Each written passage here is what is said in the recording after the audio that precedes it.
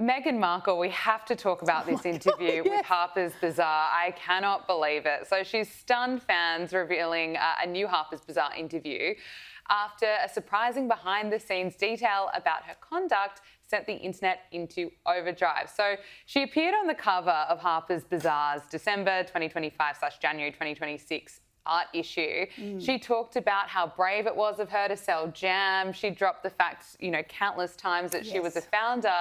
And it was revealed in this interview that even if there were only two people in the room, that Meghan Markle needed to be formally announced, formally welcomed. I mean, that's extraordinary. It is extraordinary. And to me, it speaks to the contradiction in Meghan's brand, which is she likes to style herself as the anti-royal rebel.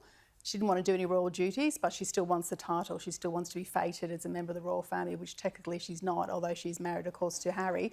She wants the privilege without the workload. So, and I thought this piece was excellent because the writer herself, who was very diplomatic in the circumstances, it became satire unintentionally, just by the way she described the interview. I think it was done in two parts for the feature, and no doubt that Meghan thought this would be a very loved up piece about her philanthropy and, being a working mum and giving everyone else advice on how to do that and running a global business, selling jam, etc., as you say.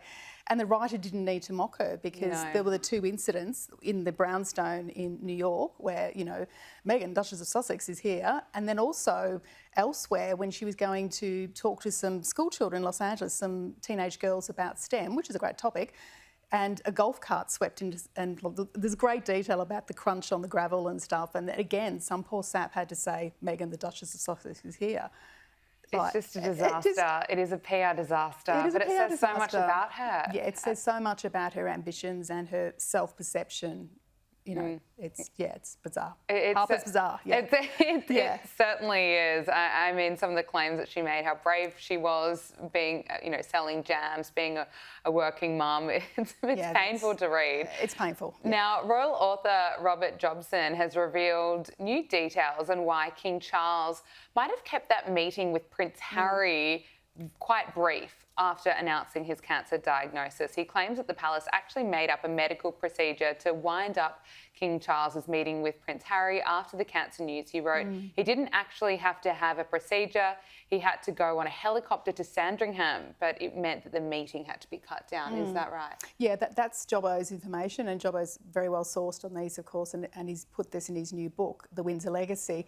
I do feel there's no malice here on Charles's part. I feel that when Harry sort of rapidly flew back to London upon hearing his father's cancer diagnosis in February last year, so 2024, he kind of invited himself. It wasn't scheduled, he wasn't summoned over. Charles had already spoken to him on the phone and said that he had cancer. So I think that given Charles was newly being treated, chemotherapy or radiotherapy or whatever he was having, he was exhausted. It was also at the height of the Netflix saga, not long after Spare was released, so everyone was on high alert for any snippet of information, worried that it was going to end up in Spare 2.0. Yeah. So the royal household would have been worried about this, but Charles himself would have been exhausted and probably more concerned about his health, of course. And so, the meeting was cut short with a procedure, which meant jumping on a chopper and sort of escaping to Sandringham.